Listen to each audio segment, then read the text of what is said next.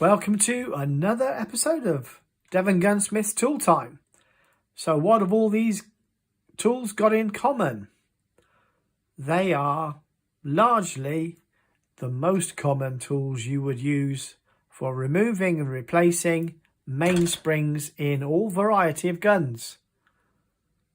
So how do they all work? Let's get into it. If you enjoy the content, don't forget, like, subscribe and click the notification bell.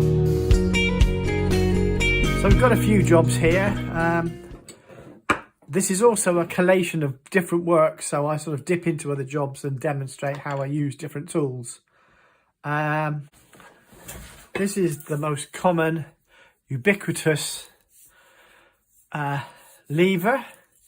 It's got a variety of functions. That is for pushing in the dog tooth of a side-by-side.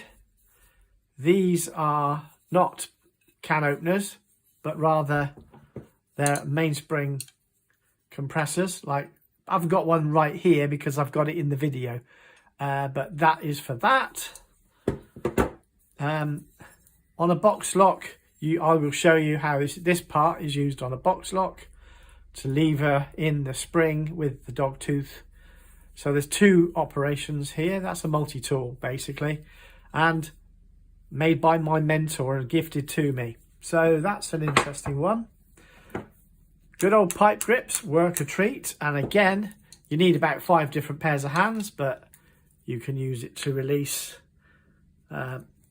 mainsprings in flintlocks and similar.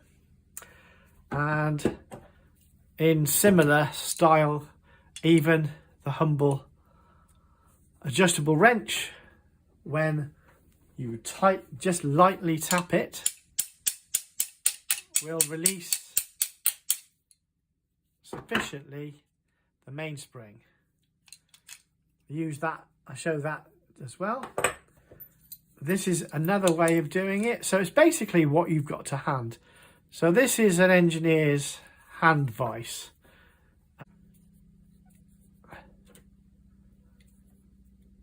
Yes, it does, look. Well, I never noticed that before. Clearly, it matters where you clamp it. Or whether when my hand works. Yeah, sticking again there. I think I have a certain amount of energy in my hands. Anyway, so that's how that one works. You must have seen me using this one on over-under mainsprings with coil springs. We'll get to that shortly. Same with this, side locks most commonly. Obviously, this is a small vise, which is obviously representative of the one over there that's off camera, and is operated very similarly to the engineer's vise, because not always am I at my workshop when I need to do a quick repair for somebody. I'm often at an event and I have to use what tools are to hand, so I might not have that or that, might not even have that. I've actually used a Leatherman tool to fix a gun before, because if I'm at an event, it's not always my choice to fix it right there and then. That's why you have to be adaptable. This goes on to one of my little rants at this point, because I'm always getting in the comments down below, oh, you should use the proprietary one that comes with the gun. Well, actually, I haven't got any of those. All the customers have got them back at home. They never think to bring them. And I'm not shelling out the prices for Parazzi or any of these other names that for a bit of metal, a bit like this, not miles different from that actually. One specific one that comes to mind. I'm not going to spend lots of money just so that I've got one on hand, because some customer might roll up with one. I'll end up using something like that, because I live in the real world. Sorry, shoot me. Oops, shouldn't say that, I'll get cancelled. Oh. So you may have seen this in previous videos. So the mainspring lever for box locks mainly. but it will do other types of actions as well. A funny story behind this is when my apprentice was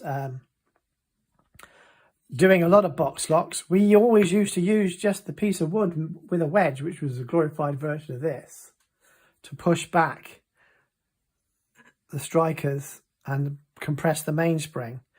And on one of the visits from my good old friend, my mentor, who was man and boy time-served gunsmith for one of the London makers, he came on a visit, said, "Oh, I've got this for Joe." And I "Oh, that's nice. Yeah, that's lovely. Yeah. What do I want that for?" He said, "Well, you don't need it. You can go old school." He said, "It's for Joe." That was the apprentice. So that he can compress springs and things without messing up his hands on these sharp edges when he pushes it in and slips, and he's always cutting himself. So we always used to use the wood wedge, which is very similar to this part, which would then push the striker back into place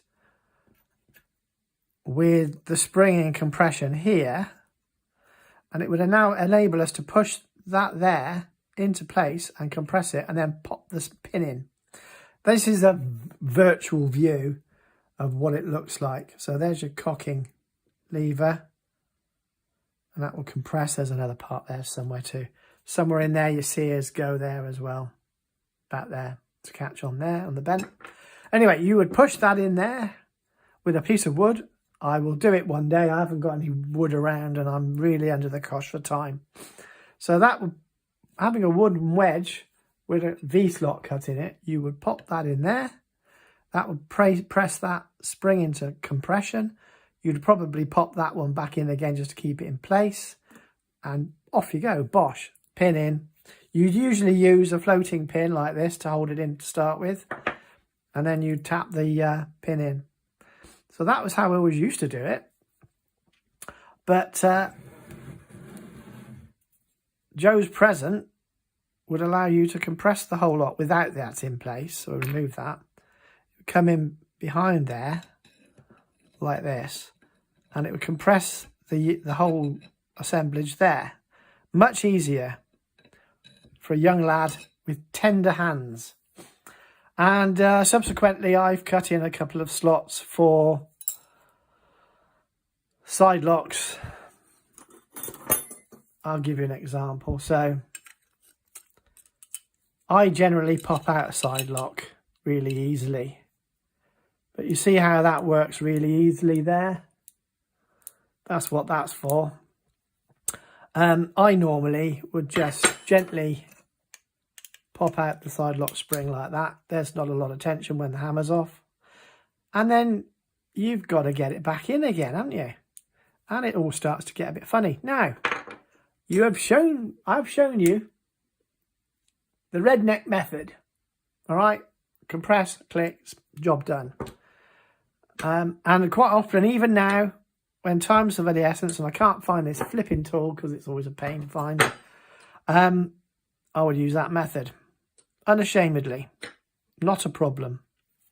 Certainly on side locks. I'll just push this to one side now, just to address this other type of situation. With side lock springs and flintlock mainsprings, which are big and beefy, you could use the side jaws of a vise. I've done that many times. Basically, it's about knowing how to do the job, really. You could, I'll show you that one with the flintlock. I'll show you the slightly more refined way. This is for your box locks and side locks, shotguns. And should you care to wish to know, I will be doing a members only draw for those that want to enter, and I will give the top 3 members one of these. Should they want it, I will need their details, and I'll make up some more of these so that those guys that enjoy the shotgun work will be able to help themselves. Okay, so I've cleared a bit of space because I keep fouling on lots of stuff. It's a typical gunsmith bench covered in crud. Right, so rednecks, you would just go for it like this. Quickly compress that spring on the slope. Easily pop it in. So easy. All you got to do is grind off the pliers to make them into mainspring pliers. It nearly always leaves a mark, so be it. And as I say, it's so easy to release these without much effort.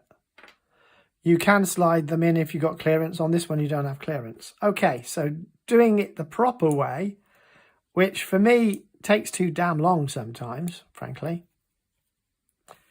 You can align that and then just tap that down into place. You can almost do it by finger, really.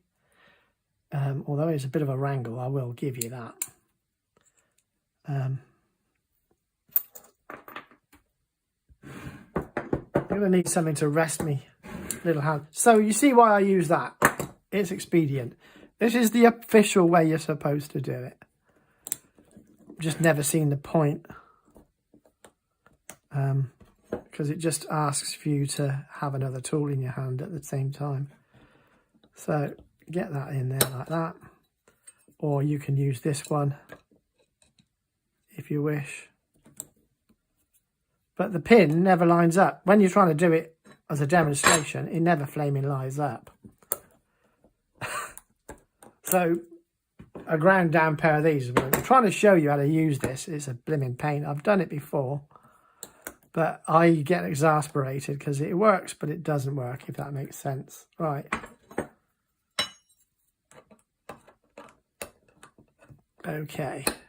And it slides around because it's like 20 degrees. There you go. Did it. It does work. I just prefer the lazy, easy redneck method. Boom. That's one iteration. Another tool you can utilize. Right, there's a couple of other tools you can use. For mainsprings, you can make use of a vise, the side jaws of a vise. I've got a small one here because it's just easier. I've used my main vise. I've used vise in all sorts of workshops. You're not always working in the comfort of your own place. That is by far the quickest way to do it. Using the side of a vise, this could be a smaller table vise like this. You can use machinist clamp, hand clamp, does the same process. You drop it on. I'm going to have to try and do this in situ. Now, I always have trouble with this. Somebody actually commented it's because there's a washer missing. I put a washer in, it still doesn't want to play. Anyway, there you go. It's releasing. So, cock that back, release the... There you go. There's no tension there. Drops out. Right, and that's why I know this has been a second spring. That was the original hole. This is a replacement spring. They've drilled another hole and they've done it so that it's so blinking slack, causing me no end of grief. So once again, back in. Half cock. If you've got the half cock safety, use it. And off you go. I don't actually subscribe to these silly little Indian tools with adjusters. They're just not man enough for the job, I personally think, anyway. Anyway, this one needs repairing and it's all over the shop. You can see it's moved about. I need to fix that. There's too much slack in that hole, so it keeps drawing forward there. That's why, partly why that's not aligning correctly there. That you can see it's failing to align. It's all over the shop. So I will have to figure out how to tighten that hole somehow, or figure it out, whatever they've done. Release cock, half cock off. There you go. Couldn't be easier. You modify a a pipe wrench, and you simply use that. But you've forgotten that, you haven't got it with you. What are you going to do? Pop it back in again first. But if you don't have this, what do? You can get hold of a screwdriver with an angle grinder or a hacksaw or even a file, and you can do something similar. The problem is with these, what I call cheaper actions, they don't have a retaining nut on the back. So pushing these back in is a bit of a struggle. And you get yourself into all kinds of pickles trying to compress it down without it pinging off and all that sort of good stuff. So if it's a beretta or something like that, there'll be a little nut on the back that holds it in place for you to keep it slightly under compression. On the cheaper guns, they omit that because it's just cheaper to miss it out. It makes for setting it harder. This is quite hard to show with the non-retained mainspring. In other words, it doesn't have a little bolt, little nut on the back. Bolt nut. I'm just getting frustrated now. It's quite difficult to show you. I'm trying to get the angle right to show you how to do this. There, got it, did it. Take 55. And now it'll go spring, right? And then very quickly put it into the guide and release it. Job done. Thank goodness for that. These are the tools you can use for mainsprings of various different iterations. Side locks, flint locks, box locks, and Italian style compression actions. Hope that's been fun, guys. See you on the next one. Cheers now.